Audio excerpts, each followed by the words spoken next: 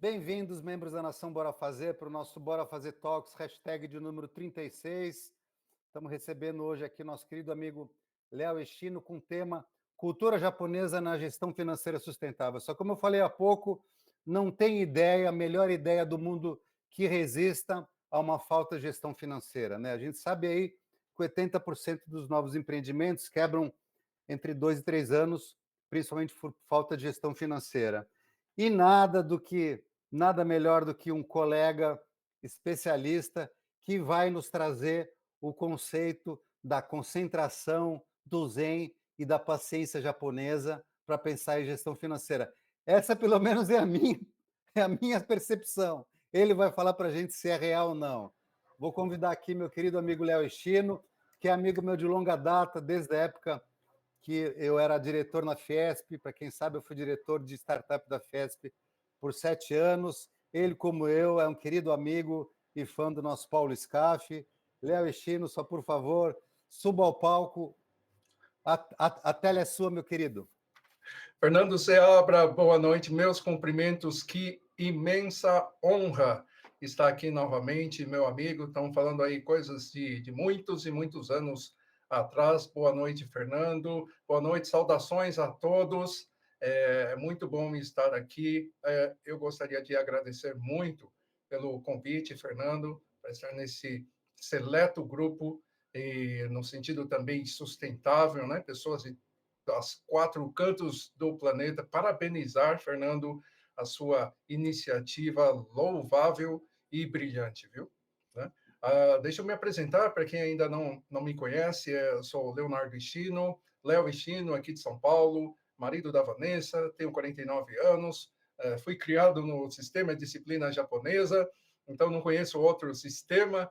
Também estava falando com o Fernando, morando 10 anos lá no Japão, então conheço o Japão moderno, também o Japão antigo, não somente através dos livros, mas também, principalmente, o meu pai, que nasceu em 1926, então lia muitos livros do período Edo, que durou até 1868, né? O último período dos samurais, vamos falar sobre isso também. E também ele recebeu instrução direta dos pais, né? Então, nós vamos falar aqui sobre a cultura japonesa, Fernando. Muito obrigado pela oportunidade, viu? O tripé de todos os negócios, né? Aqui na ponta vemos lá em cima a entrega de valor, é o serviço que você entrega ou o produto. À sua esquerda está o comercial marketing, colocamos juntos, né? Embora sejam diferentes, mas estão bem interligados. E à sua direita temos aí o controle, o financeiro, né? Pode ser a tesouraria, a controladoria, é isso que vamos falar então. Tá? Um dos 3 pontos principais de qualquer negócio, tanto o seu quanto de quem você cuida, né? Tá bem? Vamos falar então do financeiro. Antes de falarmos aqui, essa é uma visão de fluxo de caixa até, mas vamos ver como que é o financeiro do ponto de vista japonês. Então, vamos apresentar aqui. Gostaria de compartilhar um modo de pensar diferente. Eu ficarei muito feliz se puder acrescentar na vida de cada um de vocês. Está bem? Estão conseguindo ver a tela, a lousa? Sim, sim. Ótimo, ótimo. Então, aqui nessa lousa, nós vamos fazer isso aqui. Ó. Nós vamos escrever 2 kanjis. Vamos escrever o primeiro. Vamos lá. Depois vamos ver o significado. Então, está aqui. Desculpe aos professores de japonês. Eu não sou professor de japonês. A minha área é finanças, está bem? Então, se tiver alguma coisa, professores de japonês, senseis, me desculpem, está bem? Mas aqui, o primeiro kanji já foi. E vamos ao segundo. Esse aqui, ó.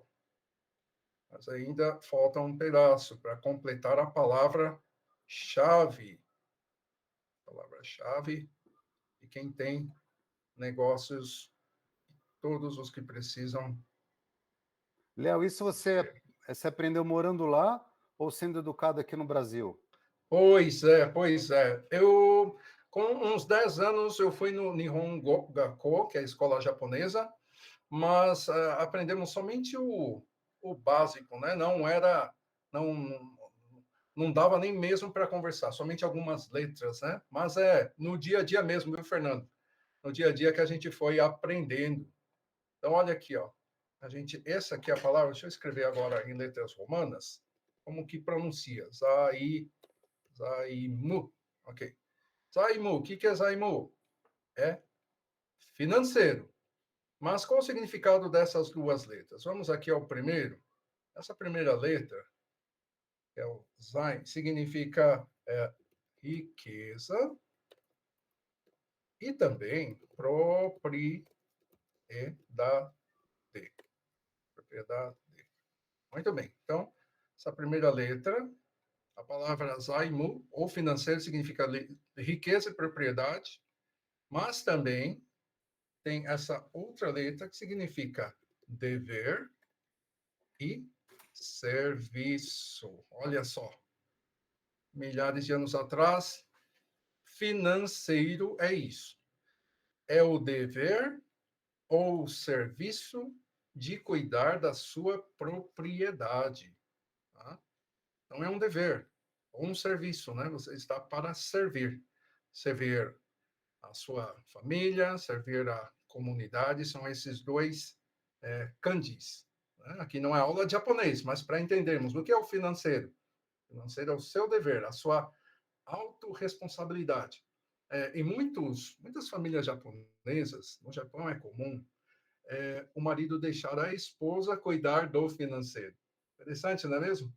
Né? Então, o homem tem a responsabilidade, sim, mas a esposa que cuida lá do dinheiro da família, né? Embora ele seja o responsável, não é delegar a responsabilidade financeira. Aqui também, quem é dono de empresa? Olha, mesmo que você é dono ou dona de empresa e, de repente, tem um financeiro terceirizado, ou tem um consultor, ou tem um assessor, tem um departamento, essa letra aqui, o financeiro, ele ajuda a lembrar da autorresponsabilidade. Por exemplo, o que é um CFO? O CFO é a pessoa que tem a maior responsabilidade financeira em uma grande companhia. Né? Embora nós tratamos muito com pequenas e médias empresas, na grande companhia, o CFO é aquele que dá as informações para o CEO. Quem toma as decisões? É o CFO ou é o CEO? Boa pergunta, não é mesmo? Então, quem toma a decisão final, quem tem a responsabilidade, é o CEO. Agora, o CFO vai dar todas as informações. Então, quem tem essa responsabilidade aqui maior? É o dono do negócio. O consultor financeiro, por exemplo, quando nossos consultores aqui ajudam as empresas, ele vai dar sugestões, ele vai dar até puxões de orelha, né? Um assessor também vai dar as orientações, mas quem toma a decisão é o dono do negócio, é a dona do negócio. Então, aqui estamos falando de autorresponsabilidade. Por exemplo, no financeiro terceirizado, o Fernando Seabra falou aqui, né, do BPO, que é o financeiro terceirizado.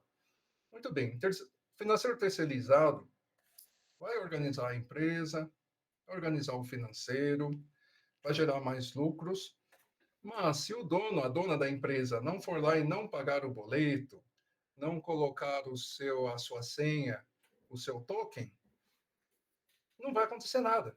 Né? Então, ele tem que assumir, sim, né? Não delegar essa responsabilidade. Né? Não importa se é na indústria, no comércio ou nos serviços. Né? Então, esse é o primeiro ponto. Né? Estamos falando do financeiro sustentável. Né? Então, a palavra japonesa para financeiro, zaimu significa autorresponsabilidade com que você tem. Então, essa é a situação de sustentabilidade. Tá bem? Vamos ver aqui, entender um pouco mais. Eu vou fechar essa tela. A gente já viu aqui o princípio, né? Vamos entender um pouquinho mais como que pensa os japoneses lá no Japão. Eu até separei aqui para vocês, para a gente entender um pouco melhor. Está bem, Fernando? Maravilha, toca o pau aí que Joia. tá ótimo. Vamos fazer uma viagem aqui para entender a mente do povo japonês, hein? Está aqui ainda como que é o financeiro e que a gente lida todos os dias, painéis, faturamento, né? Então, o financeiro tem algumas empresas têm o financeiro interno, ou terceirizam, precificação, controladoria, valuation, obter mais lucros, finanças pessoais. Então, isso que a gente trabalha no dia a dia. Mas vamos lá. Fernando, o que você está vendo aqui, Fernando, e todos os colegas aqui também, fiquem à vontade. O que estamos vendo? O lindo jardim japonês que a gente quer ir no fim de semana. Exatamente, um jardim japonês. Tem um jardim lindo assim que eu fui em Buenos Aires, famoso. Olha que maravilha, hein? Que coisa boa, hein, Fernando? Que boa memória. Vamos ver outro jardim. O que temos aqui? Esse é um jardim europeu. Um jardim Típico, francês snob. exatamente, típico jardim francês. Conseguiram ver? Vamos colocar aqui os dois jardins juntos, numa mesma tela. Tá? Jardim francês e um jardim japonês. Então, vamos pegar um jardim europeu, um jardim japonês. O que vocês percebem aqui, a todos os colegas? Existe alguma diferença nítida? O que você consegue ver? Ó, minha amiga já levantou a mão, mas eu ia chamar a Silvia. Silvia. Harmonia, né? A harmonia do japonês, ele mostra ali toda a parte numa sincronicidade. Quando você olha do outro lado, você tem, apesar de você ter pessoas aqui, e aqui no japonês eu estou olhando para ver se eu vejo, mas eu vejo só a natureza como um todo, no outro eu tenho as pessoas, mas estão cada um no seu quadrado sem se interagir.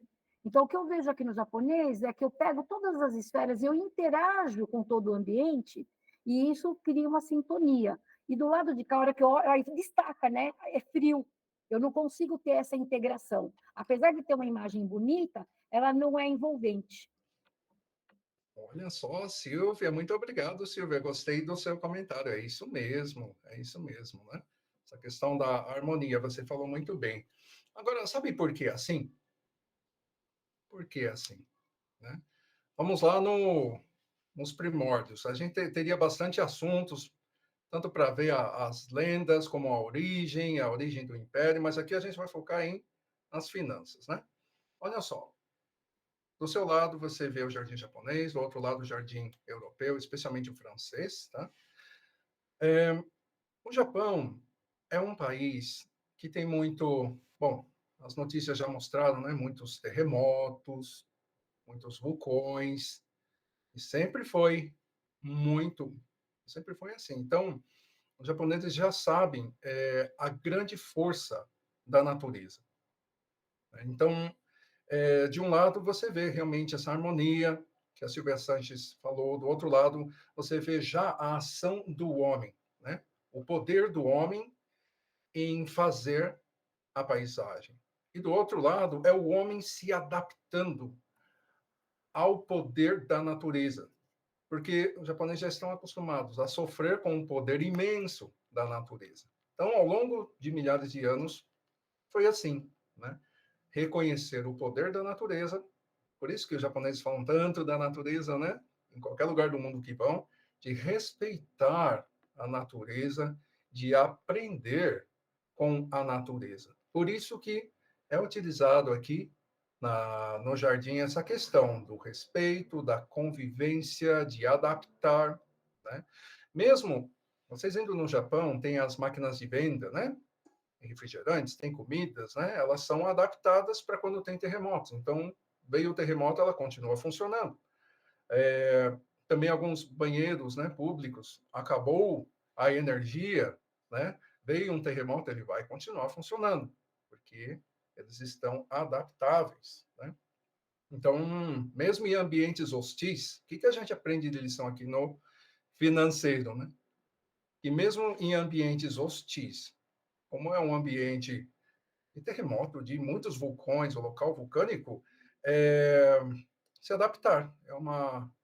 A questão da economia, né? Então, por isso que ele é sustentável. A gente está falando aqui, né? O modo japonês de pensar e a sustentabilidade no financeiro, é a coexistência, aprender, é o esforço contínuo. como disse a Silvia Sanches, né, da harmonia e da paz, né? E tem até uma coisa aqui interessante, o que é mais importante, é a macroeconomia ou é a microeconomia? A macroeconomia que vemos nos jornais, nos indicadores nacionais, ou é a microeconomia, as contas a pagar, a receber dentro do negócio? O que será que é mais importante, hein? Quem Ué, gostaria sem a de... micro, desculpa de novo, sem a micro existe a macro? Interessante, hein? Olha, qual que é mais importante, Silvia? Tenho a micro, não vou ter a macro. A macro pode estar até maquiada. Se a micro não for verdadeira, a macro está maquiada. Então, se eu não tiver a micro, eu não tenho a macro. Joia, Silvia, isso é verdade. Isso é verdade. A macro não existe sem a microeconomia, que é o seu financeiro do dia a dia. Mas, se tomarmos agora essa pergunta, o que é mais importante, a macroeconomia ou a microeconomia? Segundo Gustavo Cerbasi, Ricardo Amorim e outros nomes, né? A macroeconomia é mais importante. Por quê? Porque é o ambiente. Se você está num ambiente que é menos hostil, fica mais fácil de você lidar com o seu negócio. Por isso que a gente vê aqui a adaptabilidade do negócio. E é claro, né? A gente luta com a microeconomia todos os dias dos empresários. Né? Muito obrigado, Silvia. É isso mesmo, viu? Agora, olha só, né? Num país com tantos vulcões, isso aqui é a harmonia, né? As águas do onsen, águas termais, né? E dá muita saúde. Então, viu só, de um ambiente hostil, um ambiente que causa até mortes, né? Mas adaptando se torna um lugar assim, ó, agradável, né? Um onsen em pleno inverno e as pessoas usufruindo da força da natureza, né? Um outro ponto, nós falamos aqui da origem do respeito, né? Pela natureza e pelo ambiente, a convivência, essa forma bem sustentável. Vamos falar um pouquinho aqui do Bushido. O que é o Bushido? É o, é o código de honra dos samurais, né? Quem já não ouviu falar aqui dos... Exatamente, do guerreiro. Bushi é guerreiro, né? Do inglês é warrior, né? E do é caminho, way. Warrior, way. Então, é o caminho do guerreiro, né?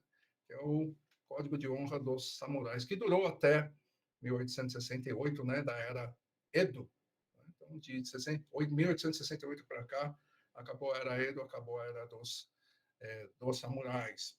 Então, a gente vai aprender um pouquinho sobre isso, né? Muito bem, temos aqui uma xilografia, um desenho em pleno combate, né? Lidando com as flechas, né? Quando falamos de Japão, muitos já ficam com água na boca, né? Comida japonesa, né? Quem não fica, na verdade? Ainda mais uma hora dessa. E a gente vai ver agora as 7 virtudes do Bushido, tá? Girei-yu, Meiyojin, Makoto e Shu, ou Shugi também, né? Pessoal, cada uma letra dessa, ou conjunto de letras, né, mostram virtudes que a gente pode ver e aplicar, né? Também no financeiro, tá? Mais uma imagem aqui, né? Só não temos certeza se são dos samurais mesmo, né? Porque já é uma foto do final, 1888, por aí, né? Mas pelo menos temos uma visão, uma foto bem antiga, tá bem? Seguindo, a primeira virtude, essa aqui, Gui. O que significa Gui? É justiça, retidão. Né? Então, quando você está no seu financeiro, né? Você vai fazer o que é certo. Então, a justiça é seguir é saber o que é o certo, o que é o errado e seguir o caminho da justiça, da retidão para você, para sua família, para todos ao seu redor. Né? Então, isso vai ficar bem claro. Para quem te conhece, vai lembrar. Gui. Né? Justiça e retidão. Agora, esse código de honra dos samurais, ou também o caminho do guerreiro, né? Como nosso colega bem lembrou aqui, muito obrigado, né? Warrior Way, né? Não é somente para os guerreiros samurais, mas também para as mulheres, né? As mulheres seguiam o caminho do guerreiro, né? E as famílias como um todo. E a gente não está falando aqui, pessoal, né, todos os colegas, do caminho do guerreiro lá de alguns séculos atrás. Ainda hoje, no Japão, o que direciona as pessoas, né? Os idosos, as crianças, é justamente isso, é o Bushido, né? As famílias, as escolas, né? Estamos vendo aqui de sustentabilidade, né? As escolas, também as empresas, né? Mesmo as empresas seguem isso. Quando você vê um site, né? Às vezes uma empresa tem lá missão, valores, né? Propósito. Então, isso já coloca-se nas empresas também, viu? Então, vimos aqui o primeiro. Qual é o segundo? Esse aqui, you. You é coragem. E coragem na vida, né? Coragem não é ausência de medo, né? Se vocês quiserem ver essa questão do coragem, existe uma palavra japonesa que é gambare. Gambare, gambare. É coragem, ânimo. E se fala muito desde as crianças, né? Se você quiser ver depois no Netflix, anota aí, né? Deve estar como Crescidinhos, né? Algumas crianças de até 3, 4 anos que dão uma missão para elas e elas têm que fazer uma compra numa loja, talvez alguns de vocês já assistiram, numa loja e vai para o outro dentro do bairro, crianças bem pequenininhas, e eles dão essa tarefa, elas vão sozinhas, né? É claro que existe uma equipe de televisão cercando, protegendo para que não aconteça nada fatal, mas que é mais ou menos assim. Desde as crianças, os pais têm até um episódio desses, que é o Crescidinhos, está em inglês, é Older Enough. Older Enough. Idosos suficientes, crescidos suficientes, né? Mas deve estar como crescidinhos em português. E sempre fala, olha, vai, faça. E a criança ainda chorando, vai e faz. Não é passar a mão na cabeça, né? Não, coitadinho. Não, é gambare. É coragem, vai lá e faça, né? Então, mesmo hoje, é esse que estamos vendo aqui. You, o modo sustentável de fazer as coisas com coragem. Qual o próximo? Jin. Jin é compaixão, né? Benevolência. Ué, mas o guerreiro, compaixão, benevolência, o guerreiro samurai que usa o katana, a espada, a arma mais letal que o ser humano fez, né? Assim, com as próprias mãos, né? De modo nada explosivo, não é mesmo? E pode até cortar uma pessoa com muita facilidade, mas é isso mesmo. Aqui, Jin é compaixão, benevolência. Seguia os guerreiros, as mulheres, as famílias, escolas e companhias até hoje. E no financeiro, né? Será que o financeiro, acima de tudo, é o lucro acima de tudo? Como que seria isso no financeiro? Quem gostaria de participar? Como que o Jin, né? Compaixão, benevolência na gestão financeira, lá da sua empresa ou da empresa do seu cliente.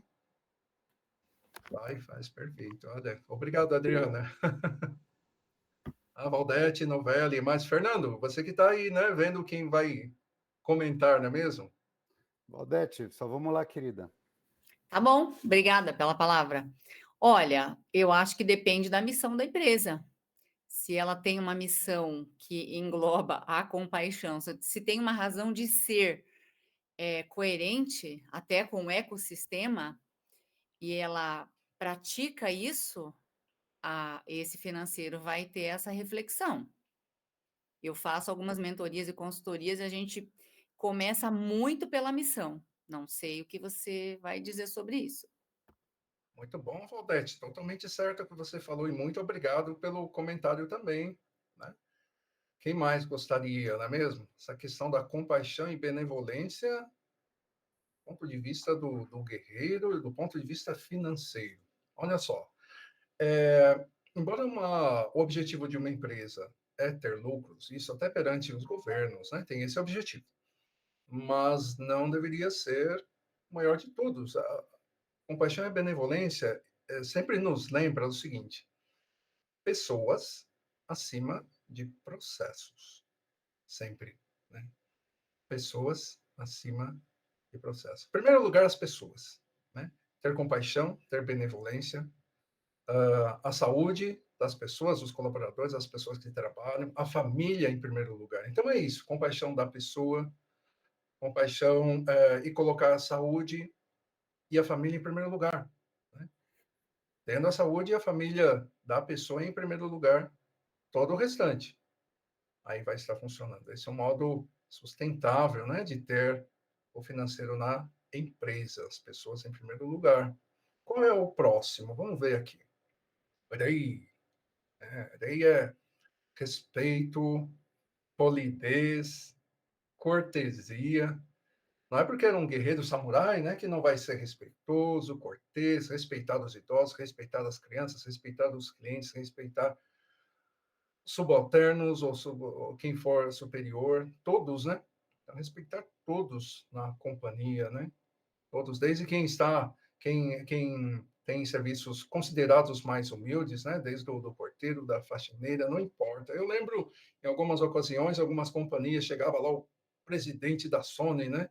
E, de repente, tinha alguma coisa, ele pegava a vassoura, ia lá, ele mesmo limpava, não pedia, né, para outro fazer, né? Esse respeito por todas as pessoas, né? Ou no refeitório, né?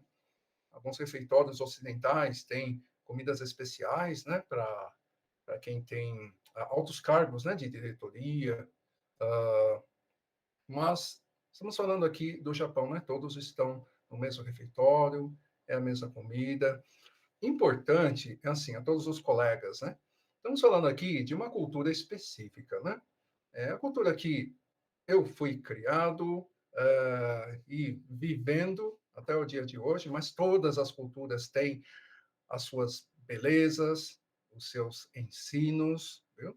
Então, não estamos fazendo nenhum tipo de comparação aqui, de forma alguma, viu? Estamos vendo uma que é o que eu conheço e gostaria de compartilhar, né? Se puder enriquecer na vida de vocês. Então, vimos aqui daí que é o respeito, mesmo, olha só, do guerreiro, mesmo o respeito para o adversário e na gestão, né, respeito para o concorrente. Então, isso é uma forma saudável, né, sustentável. Então, o Léo, próximo. Fernando, por favor, fique à vontade. se puder voltar um pouco para o respeito, para o rei. Vamos lá, aqui, ó. Rei. Isso. Quando você fala de respeito, eu lembro aqui, para falar de uma grande diferença da cultura brasileira e da japonesa, que é quando a gente pensa em moral e ética, né? A gente vive numa sociedade que hoje só brasileira, que eu acho que se vive e se atua de forma muito imoral, o que talvez não aconteça, pelo menos segundo a minha impressão, na cultura japonesa. Eu acho que as pessoas lá são mais morais, né? É o quanto você acha que uma cultura mais moral ou imoral influencia na forma de viver o dia a dia do financeiro de uma organização? Exatamente. É bem profundo isso. Aqui está nas raízes. Percebeu? Não estamos falando. Obrigado, hein, Fernando? É isso mesmo. Não estamos falando aqui de coisas, não estamos falando aqui de pessoas, nós estamos falando, né, todos os colegas, e obrigado, né, Fernando, pela oportunidade, estamos falando de ideias, né? Nós estamos falando de princípios que guiam tudo. Porque se fosse para falar de processos aqui, dos financeiros, né, seria bem cansativo. Então, estamos falando das ideias, dos princípios, essa questão do respeito, né, Fernando? O próximo aqui, desse código de honra dos guerreiros samurais, é Makoto. Makoto é honestidade, né? Do inglês vem truthful. Então, tudo que é relativo à verdade. Truthful. Tudo que é relativo à verdade. honestidade, né? Alguém falou seu nome, sabe que você vai falar, vai ser honesto, vai sempre falar a verdade, né? Alguém da sua família, da região, alguém que é seu cliente, né? Que é seu parceiro, então tem essa certeza, né? Que vai falar a verdade. Porque, na verdade, o samurai, ele era o guerreiro que protegia um senhor feudal, que tinha lá uma grande terra, né? E o senhor feudal tinha certeza que iria dizer a verdade. Então, isso guia as companhias hoje também, inclusive financeiro. Aqui temos o Meiyo, o penúltimo, Meiyo, que é honra e glória, né? A honra da sua família, a honra da sua companhia, a honra do seu grupo. Por exemplo, aqui estamos num grande grupo e realmente é uma honra pertencer com tantas pessoas, né? Que dão valor, né? Cuidam para que este nome, né? Bora fazer, né? Lembre coisas boas, né? Por que os guerreiros samurais faziam o harakiri, né? Que era o corte de barriga. Não era um incentivo a tirar a própria vida. Não era isso, né?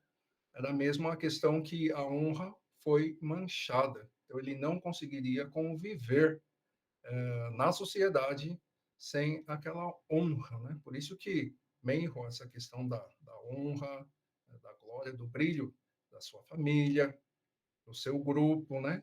De manter esse brilho intenso, né? E no financeiro a gente faz isso, né? Honrando com a nossa palavra, com o nosso grupo. E qual é o último deles? O último, mas não menos importante, é o Chu. Ou pode ser Chugi também. O que é Chu? Chu é o dever e a lealdade, né? Até vimos lá quando escrevemos a letra japonesa para finanças, né? A segunda delas, a Zaimu. O Mu é justamente o dever, a obrigação, né? Então, a gente tem obrigação com outras, muitas outras pessoas. Ao longo do dia, com todas elas a gente tem algum dever, né? Mas com lealdade, né? Você sabe que você é uma pessoa de confiança. Então, esse é o ponto, uma lealdade para sua família, para o seu cliente. Então, são esses os princípios que guiavam os guerreiros samurais, as mulheres, as famílias e companhias até o dia de hoje. É muito normal, né? Muito normal. O que nós temos aqui? O que será que temos aqui? Quem gostaria de repente, chutar, né? Essa bela imagem. Uma flor de sakura. Olha, obrigado pelo comentário, hein? Isso mesmo. Ambos estão totalmente certos. Isso mesmo, é a flor de cerejeira, e cerejeira em japonês é sakura. Isso mesmo, né, Odilon? Obrigado, viu? Obrigado pelos comentários. É a flor de sakura. Em alguns lugares, assim, essa flor de sakura, ou flor de cereja, flor de cerejeira, ela, no Japão, se você arrancar de um jardim e for pego, é preso. Por quê? Justamente para proteger a natureza, né? Agora, aqui, esse é o símbolo da vida do samurai. Então, o símbolo do samurai sempre foi a flor de cerejeira ou a flor de sakura. Por quê? Como que pode um guerreiro com um katana, uma arma extremamente mortal, quem gostaria de chutar? Por quê? A flor de cerejeira é o símbolo do guerreiro samurai, né? Isso vai nos ensinar uma coisa bem interessante, viu? Olha só, então eu vou falar, hein? Se ninguém chutar, é assim, ó. Quem vai chutar? Não faço ideia. Não faz ideia.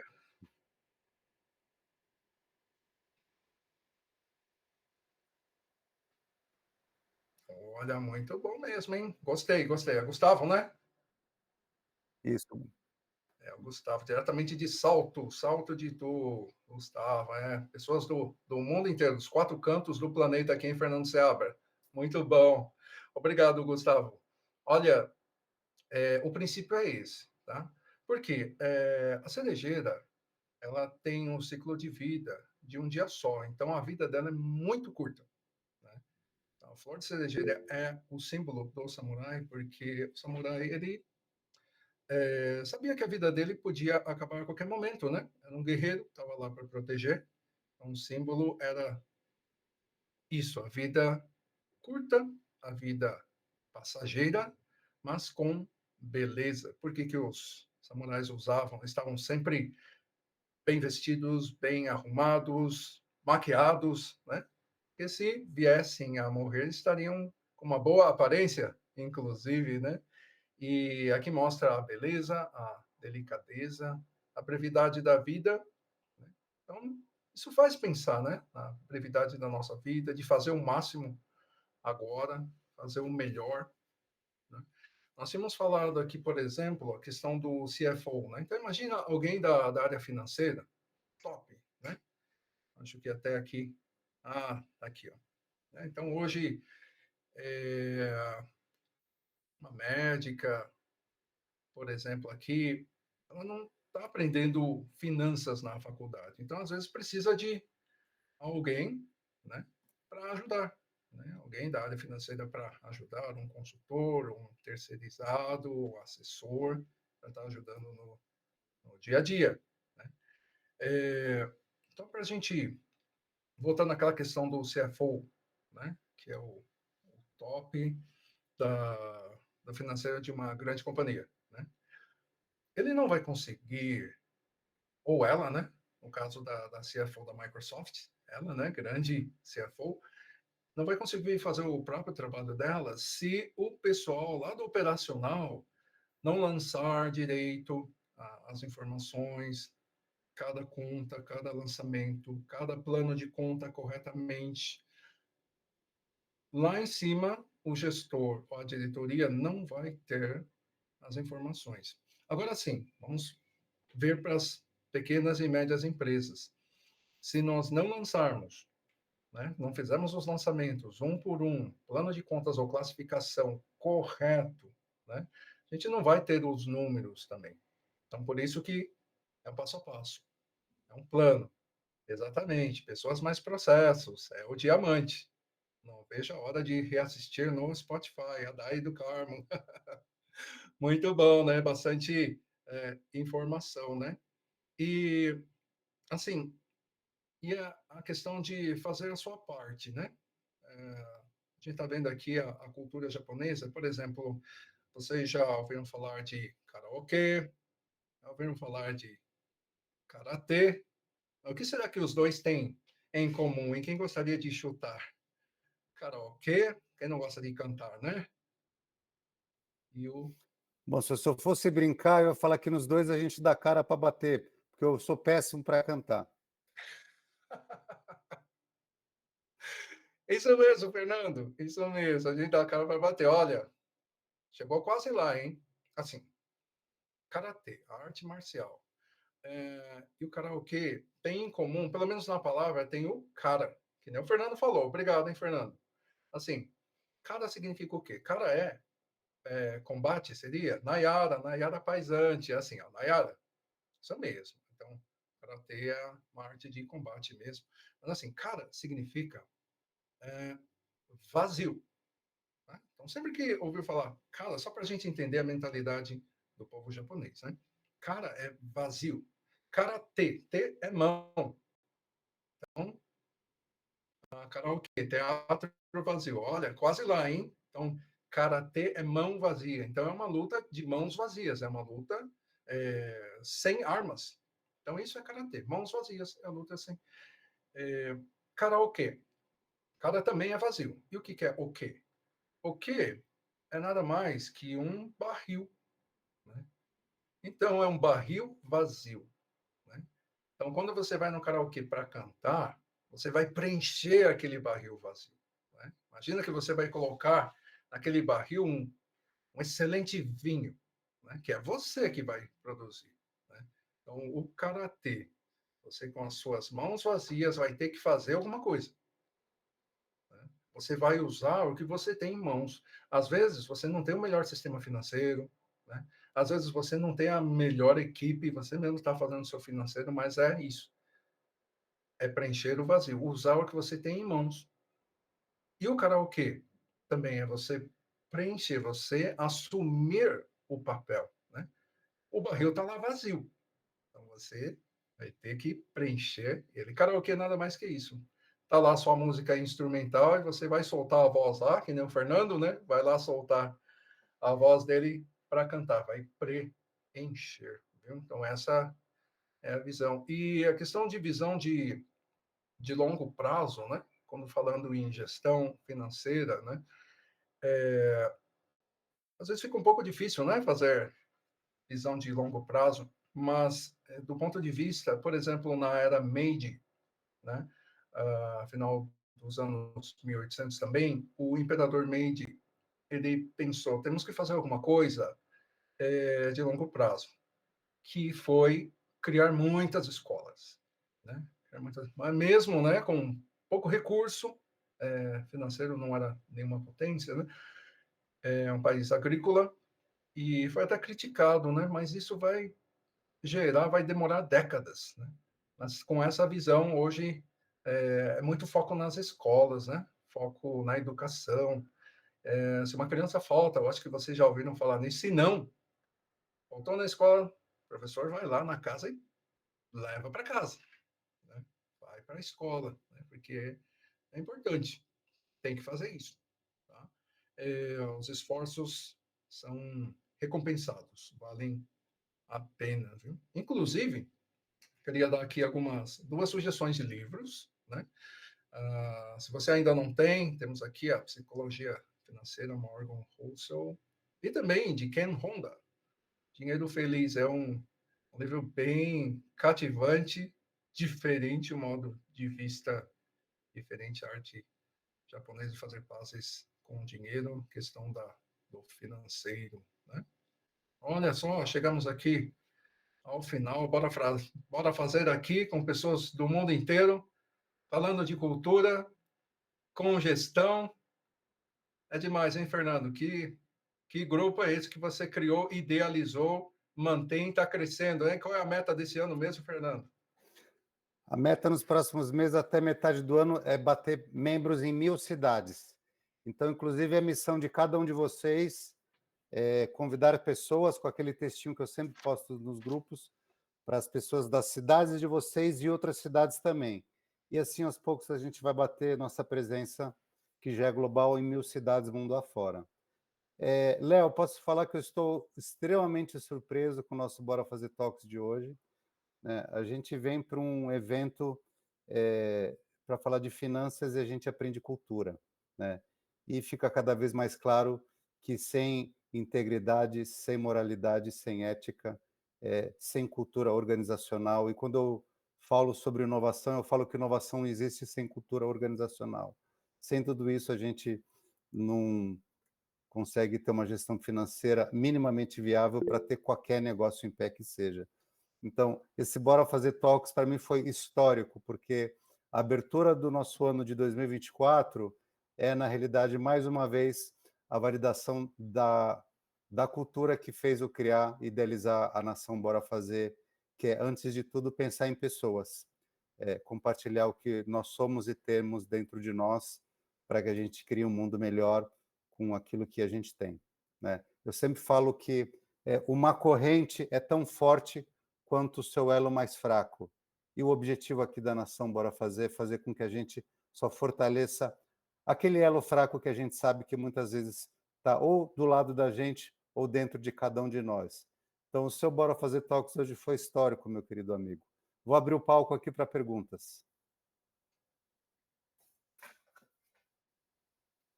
Gente, alguém quer conversar com o nosso querido convidado da noite? Aí fiquem à vontade, ele está à disposição aqui para compartilhar mais com vocês.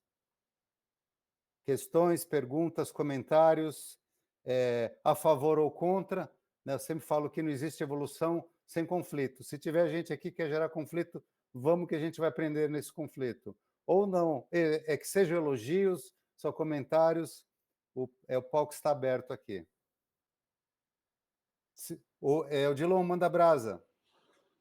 Eu tenho uma pergunta, Ishino. Boa noite, pessoal.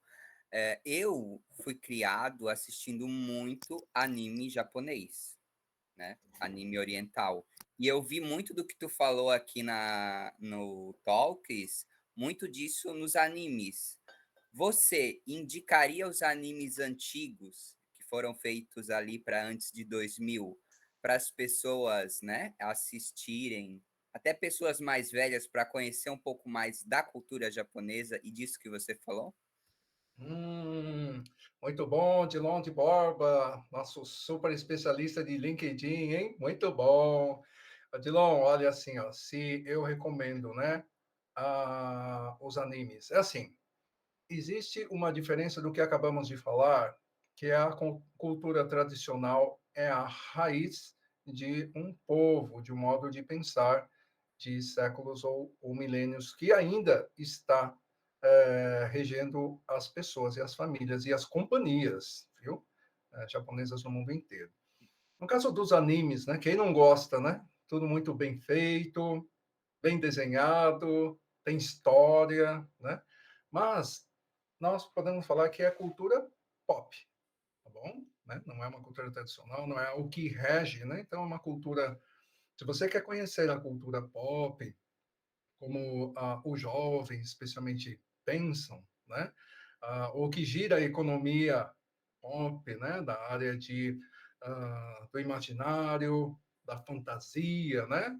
Então, sim, por que não, né? Para quem quer buscar a cultura pop, de fantasia, de ficção, então vai encontrar muita coisa, né? Porque as origens também vêm de muito tempo, viu? Se você gosta, né? Que legal. Então, eu até recomendo que você possa assistir, né, Odilon, em japonês, né? Coloca em japonês e depois com algumas legendas em português, que aí você vai pegar uma palavra ou outra, né? E pega ainda mais gosto, né? Pela cultura também. Ótima pergunta, hein, Beleza, Odilon? respondido, obrigado. Obrigado, Dilon. Vou chamar aqui my friend English Genius.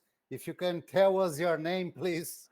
Hello, everyone. Meu nome é Fábio Santana, tá? Desculpa, o English Genius é de um perfil meu do YouTube que a gente ensina inglês online, tá? Manda brasa, Fabinho, diga. É o seguinte, eu queria saber a respeito do processo de melhoria contínua, muito comum no Japão, né? O Kaizen. A gente aqui no Ocidente conhece ele como PDCA, mas assim, eu queria saber se tem alguma coisa específica aplicada para a área de finanças. E se na gestão financeira o foco é produtividade, lucratividade de pessoas, ou ele tem também essa visão mais oriental da empresa ter um nível maior de harmonia também com seus colaboradores?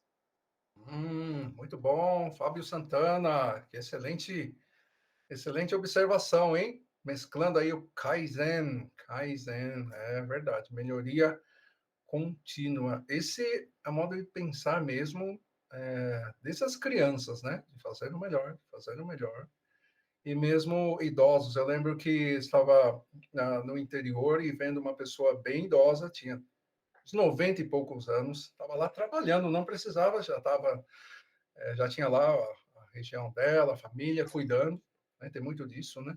Mas estava lá trabalhando, tipo, eu tenho que fazer o meu melhor, tenho que dar o meu melhor, né? E o Kaizen, né? Especialmente, nós não falamos aqui sobre alguns dos muitos assuntos, né? Como o Kaizen, 5S, teríamos muitos mais assuntos. Mas no financeiro, o Kaizen se aplica muito bem. Por quê e como, né? Porque assim, né, Fábio? Aliás, Fábio me lembra muito, eu tinha até um carro da Toyota na época que era Fábio. Japonês, sempre falo que os japoneses gostam muito desse nome Fábio e davam muito o nome Fábio para os filhos, né? Especialmente na década de 70, 80, até 90, né? Então vamos lá, Fábio. O financeiro, tanto de grandes ou pequenas empresas, ou pequenos empresários, né? O financeiro, ele é como que um organismo vivo, você tem que cuidar dele todos os dias, porque se você não faz isso todos os dias, acumula, você esquece de pagar conta, você traz Vira um uma bola de neve, prejuízo né? que não vale a pena. Então, o financeiro é um organismo vivo, é dinâmico. Então, uma vez que o financeiro, a gestão financeira do seu negócio, né, ou dos seus clientes, é dinâmico, aí que aplica o Kaizen, que é a melhoria contínua, né? Você pode usar a melhoria contínua para quê? Está usando o Excel hoje para cuidar do seu financeiro? Já pensa em ter um sistema, né? Um sistema na nuvem, para que você possa não só estar trabalhando, né? Quando estiver aí no seu escritório, mas se você estiver só no seu celular também, você poder acessar, às vezes, do seu celular o que está acontecendo, se um cliente... Então, essa melhoria contínua, o Kaizen se aplica nesse sentido do financeiro. Por exemplo, se você tem um plano de contas que está um pouco genérico, né? Como que o Kaizen se aplica nessa questão de melhorar? Então, você pode deixar ele ainda mais subdivididos, né? O dinheiro da sua empresa está indo para quais gavetas? Plano de contas, classificação é isso, né? Para onde, quais gavetas da sua empresa? Então, você pode ainda subdividir com essas melhorias contínuas. Se você vai focar mais no seu negócio, né? Como English Teacher, English School, né? Uhum. De repente você foca mais nos alunos, ou você foca mais em novos produtos, novos serviços, e até terceiriza o financeiro. Isso é uma melhoria, porque terceirizando o financeiro você vai economizar, você vai dar mais atenção para os seus alunos ou os seus colaboradores, né? Então, nesse sentido também, Kaizen, melhoria contínua, não para, é para sempre. Muito bom, muito bom. Queria agradecer esse Talks também, Chino e Seabra, brigadíssimo, assim, tem sido incrível participar. Obrigado, querido, obrigado. Obrigado, valeu. Mais alguma pergunta, gente? Flávio Dias, nosso querido embaixador, esse cara é um fera aí, está fazendo um trabalho espetacular. Se você puder falar o que você está fazendo, para que a nação possa ver como que a gente está agindo na frente, meu amigo Flávio. Manda brasa. Muito bom. Bom, eu queria primeiro contribuir aí com essa ideia, porque assim, eu trabalho exatamente com isso, tá? Tentando implementar a cultura Lean dentro das fábricas. Trabalho hoje no Senai com foco muito nas pequenas e médias empresas. Não sei se vocês sabem, mas das 470 empresas que tem no Brasil, eu poderia dizer que 98% está entre as micro, pequenas e médias, tá? E elas abarcam aí 54% dos empregos hoje formais do país. Então, o trabalho que a gente fez, vocês podem olhar até os gráficos atuais da economia, a partir de 2022, quando começamos a jornada de transformação digital aqui em São Paulo, foi quando teve a retomada da indústria. Hoje nós já chegamos num patamar muito parecido aí com o que era antes da pandemia, da retomada, exatamente com foco em quê? Em Lean Manufacturing. E eu queria contribuir com a pergunta que tiveram aí, né? Como que aplica Kaizen para aumentar a lucratividade de empresa pequena? Porque são empresas sem recursos. E uma estratégia que a gente faz é assim, cara, começa do jeito que você está, com o que você tem, eliminando as perdas e fazendo sobrar um pouquinho para que você possa reinvesti-lo, entendeu? E mais do que isso, a importância que eu sempre falo do 1%. Porque as pessoas deixam de perceber o quanto que 1%, e assim, qualquer investidor sabe, cara, o quanto que foi lucrativo, quem conseguiu fazer 1% de investimentos do ano passado, está comemorando, entendeu? E isso eu costumo levar para o dia a dia das fábricas. Então, eu trabalho muito com aquele conceito que é o seguinte, trabalhar com um conceito de tempo mesmo. Por exemplo, o cara dedica lá 8 horas do turno dele. Quanto que significa 1% desse dia? Se vocês fizerem uma conta rápida, 480 minutos, né, que seria 60 minutos vezes 8, 480, 1% é 4,8 minutos. Isso quer dizer o quê?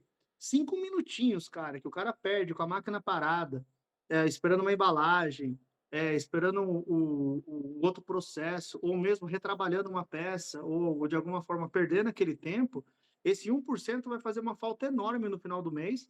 E se ele ganhar esses 5 minutos hoje, é 1% a mais que ele fez comparado ao dia anterior, e que vale mais até do que se o dono da empresa tivesse investido aquela grana de alguma forma em algum investimento que não dá o mesmo retorno. Então, eu acho que a estratégia principal, quando eu ouço falar de melhoria contínua, é, cara, comece do jeito que você está, com os recursos que você tem, olhando aonde você está desperdiçando e onde sobra um pouquinho para você poder investir, aumentar aquela fatia. E eu acho que o milagre do Kaizen, ele vem no longo prazo. São pequenas ações que hoje cada um pode fazer na sua vida pessoal, na sua vida financeira, pensando metas aí para 2024, que é esse momento que a gente está meio que focado, né, em melhorias, comparando o ano anterior e vendo o que pode melhorar nesse ano. Eu sempre prego isso, cara, o poder das pequenas modificações, seja para você melhorar o teu físico, isso você vai aplicar, por exemplo, na atividade física. Eu acho que o Fernando Seabra pode falar até melhor do que eu, porque ele acho que é um pouco mais dedicado nisso daí do que eu. Eu estou querendo voltar a ter uma aplicação maior na atividade física, porque eu tive um filho pequeno ano passado que me tirou um pouco fora de priorizar outras coisas. Mas a dica que eu sempre dou para qualquer empresa é essa questão do Lean e do sistema Toyota, né? E até muitos me perguntam qual a diferença do Lean para o sistema Toyota. Eu sempre costumo dizer que o Lean, por ser americanizado, ele teve um olhar muito financeiro, né? E essa ideia do sistema Toyota, de respeito às pessoas, de respeito aos operadores, que as pessoas contam muito só a história boa da Toyota, mas a Toyota teve vários altos e baixos até chegar no sistema que ela criou, e foi sempre com um olhar para as pessoas, falando, peraí, o que a gente aqui dentro pode fazer melhor com nossos recursos, com a nossa expertise. E eu costumo dizer o seguinte, não está só em fábrica ou só no processo. Hoje o Lean, com o Eric Reis, né? Você tem lá o Lean Startup, o Lean Enterprise, tem um exemplo também do Paulo Caroli com o Lean Inception, que ajuda muita gente do mundo da tecnologia, do TI, a desenvolver software, a desenvolver tecnologia, a ensinar machine learning, a dar resultados mais precisos aí para as inteligências artificiais que estão sendo utilizadas aí em processo de uma maneira como um todo. E posso te dizer, Chile, que eu sou muito fã da cultura japonesa, sou lá de Mogi, aprendi muito com muitos, eu tive muito contato com parceiros de profissionais e pessoais da cultura japonesa, sensei mesmo assim, e eu admiro principalmente assim a disciplina, a capacidade que assim é um certo perfeccionismo, mas sem ser preso na perfeição. É a busca pela excelência, a busca pela perfeição, mas sabendo que isso é um horizonte a ser perseguido. Entendeu? Então, acho que o ocidental, às vezes, fica muito preso em fazer o perfeito e deixa de fazer. Eu costumo dizer que feito é melhor que perfeito. E pensando com a melhoria contínua, cara, acho que é muito de bora fazer mesmo. Vamos botar a mão na massa, vamos realizar, vamos acontecer, porque a gente só consegue saber o resultado depois que a gente faz o processo. Então, eu queria contribuir com isso daí, porque, puta, é minha vivência, eu sou fã mesmo da cultura japonesa e tô aqui babando aqui pelo conteúdo, porque é a minha vida e eu sou muito, muito a favor de que isso aí seja compartilhado para o máximo de pessoas possíveis. Obrigado aí também pelas reações, que eu vi muita gente aplaudindo, acho que fez sentido para muita gente. Obrigado aí. Quero estar aqui nos bastidores ouvindo e precisar de alguma contribuição aí, pode chamar eu aí, tá? Valeu. Obrigado, Flávio. Esse é o nosso embaixador, um dos nossos embaixadores mundo afora. Flávio, só fala para o pessoal o seu perfil no Insta, porque vale legal. a pena. Flávio Dias. Flávio Muito Dias bom. direto, né? Flávio Dias direto provavelmente vai aparecer, até porque, como nós estamos conectados agora, até mandei uma conexão lá para a gente estar conectado, todo mundo que está conectado com o Fernando Seabra vai ser segunda conexão minha, provavelmente Flávio Dias vai aparecer lá para vocês. Eu tenho um discurso lá dentro do LinkedIn muito mais para a fábrica, mas eu tento dar uma visão genérica para que aquilo que eu estou como discurso, né, podendo ser aplicado para qualquer processo, porque eu falo de coração aberto, cara, Lean, cultura japonesa, melhoria contínua, busca pela excelência. Eu tomei como missão de vida, entendeu? Se eu consigo hoje contribuir, entregar algo para alguém, é porque lá atrás eu fui melhorando para hoje estar aqui, até podendo contribuir com vocês com algum aprendizado. E obrigado pela oportunidade aí, porque é sempre um prazer estar com vocês. Obrigado, Flávio. Leozinho, se você quiser dar um encerramento, depois eu vou finalizar com um texto rapidinho aqui que eu criei agora. Claro, claro. Eu queria até agradecer aqui Flávio Dias, grande Flávio Dias. Temos muitos senseis aqui, né, falando do sistema Lean, que é uma filosofia, não é mesmo? E desperdício zero também. Usar a inteligência, né? E isso me lembra muito nas cartilhas das crianças japonesas, isso já no começo do século XIX, né? Aparecia assim, olha, Flávio, questão de Lean, né? Desperdício zero, não desperdiçar tempo, que o tempo é o ativo mais valioso que temos, né? E é assim, aparecia na cartilha um grão de arroz, tá? E o grão de arroz estava contando a história assim, você sabia que se você me plantar, aí vai dar uma espiga, e dessa espiga se replantar, e você fizer isso tantas vezes, você consegue alimentar todo o Caramba. Essa é a questão, né? Embora Lean venha essa filosofia, então essa estava na cartilha das crianças, né? Desperdício zero. Então, por isso que você, se for num restaurante com um amigo japonês mesmo, ele não vai deixar nenhum grão de arroz, né? No Eu, chawan eu, ou no prato, porque ele vai lembrar disso.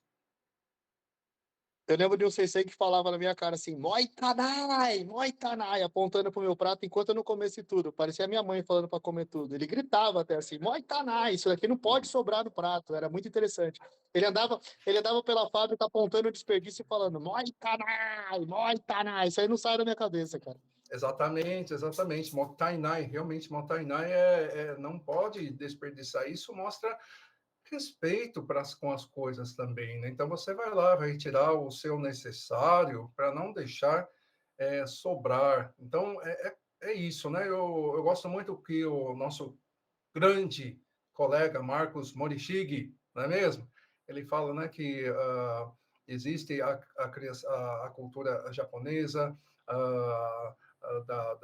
do respeito, a cultura, ele fala do brasileiro é muito criativo, né? Isso é mesmo, porque se você for ver, os japoneses não são muito de criar uma coisa do zero, assim como os brasileiros, como os americanos, como os alemães, os europeus de modo geral, né? São mais criam as coisas do zero. Não, o japonês vai lá e pega e aperfeiçoa, né? O que já existe, né? Então todas as culturas têm as suas virtudes. Eu queria muito agradecer, viu, Flávio Dias, a todos aqui, Fernando Seabra, parabéns por esse projeto brilhante, inspirador, né? E pela grande honra de estar aqui com tanta gente brilhante também. Muito obrigado, Fernando Seabra, meu amigo, que conheci lá na Federação das Indústrias do Estado de São Paulo, Fiesp, já aí tantos anos, né? Muito obrigado. Obrigado, Léo. Só queria compartilhar com vocês que acabou de sair aqui na mídia social, a arte oficial, que no dia 23 de fevereiro eu vou fazer o meu primeiro TEDx. Fui convidado para fazer o TED em Lençóis Paulistas, falar sobre a cidade do futuro. Fala, Flavinho. Você levantou aí? Tô só comemorando aí, muito bom, cara. Parabéns, cara. Eu tava esperando uma notícia dessa sua aí. Uma hora você tinha que estar no TED, vai ser muito bom te ver lá, cara. Parabéns. Isso aí. Só queria lembrá-los que na semana que vem a gente vai ter o nosso Bora Fazer Meetup, o evento de network sustentável. Quem nunca só participou, venha, que é sensacional. A gente fica só dividindo a sala em 4 pessoas a cada 6 minutos. Eu vou finalizar com um texto aqui, juntando o nosso tema de hoje e o nosso ano novo. Acabei de criar esse texto aqui que diz o seguinte: no ano vindouro, em 2024, bora fazer com firmeza e com decoro. Caminho adiante sem perder o valor. Na terra do sol nascente, exemplo a seguir. Moral ética, como guias a perseguir.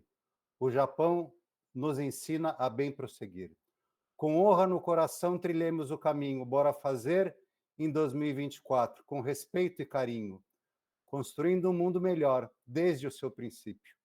Na ética japonesa, a lição está presente. Bora fazer, agir com integridade e sempre.